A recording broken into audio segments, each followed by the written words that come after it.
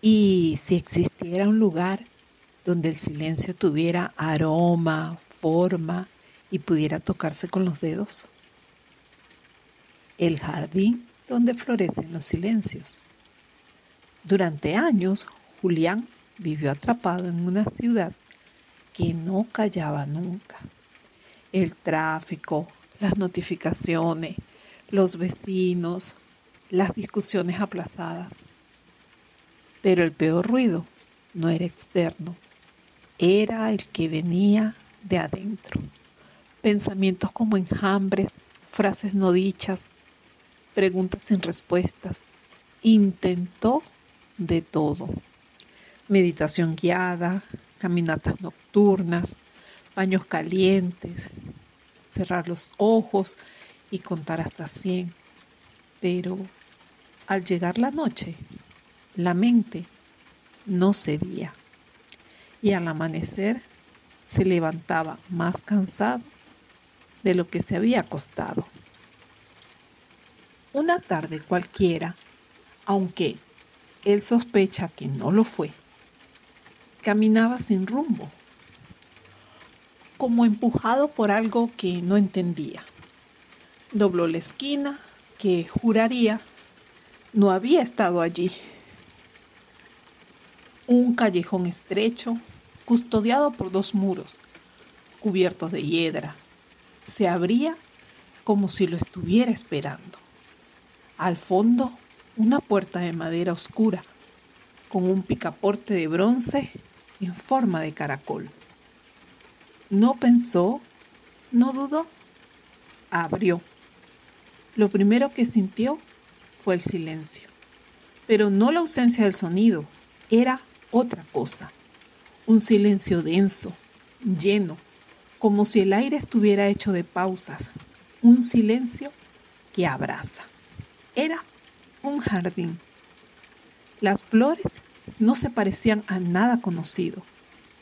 Algunas parecían hechas de cristal empañado, otras como plumas detenidas en mitad de un soplo. Había ramas que crepitaban con suavidad al doblarse, como si susurraran historias antiguas. Los colores eran apagados, pero vibraban de una forma inexplicable. No había caminos marcados, solo hierba suave bajo los pies y un perfume que no se podía describir, pero que lo hizo llorar sin saber por qué. Una flor azul pálido se inclinó levemente cuando él pasó. Al tocarla, una imagen se formó en su mente. Su madre, años atrás, callando con ternura tras una discusión sin necesidad de disculpas. Un roce de manos, una taza de té, el silencio del perdón. Susurró una voz que no era voz, como si el propio jardín pensara dentro de él. Julián siguió. Cada paso se sentía más lento, como si el tiempo se hubiera vuelto líquido. Una flor oscura, casi negra, latía despacio como un corazón dormido. La tocó y de pronto estuvo en un andén de tren, viendo alejarse a una mujer a la que nunca dijo adiós como debía. Ella miraba atrás, pero él no levantó la mano. El silencio de la despedida. Un escalofrío le recorrió la espalda. Ese recuerdo lo había perseguido por años, escondido bajo excusas y conversaciones con uno mismo. Más adelante, una flor con pétalos de humo. Al tocarla, vio a Clara, la del café de la esquina, a quien durante meses saludó con una sonrisa, deseando decir más. Recordó todas las veces que imaginó una conversación, una invitación, una confesión, pero siempre se quedaba mudo. El silencio del amor no dicho. Se sentó en el suelo blando, rodeado de silencios florecidos. Ya no sentía la necesidad de hablar, ni siquiera de entender. El jardín le enseñaba lo que no podía escuchar en sí mismo. Caminó más, descalzo ahora. La hierba era tibia. Vio una flor diminuta, casi oculta. Al tocarla, no vio un recuerdo, sino una sensación. La culpa callada de una traición leve, pero jamás confesada. El gesto que no tuvo, la disculpa que no se atrevió a ofrecer. El silencio del arrepentimiento. Otra flor lo hizo detenerse. Tenía pétalos que caían sin cesar, como una fuente inversa.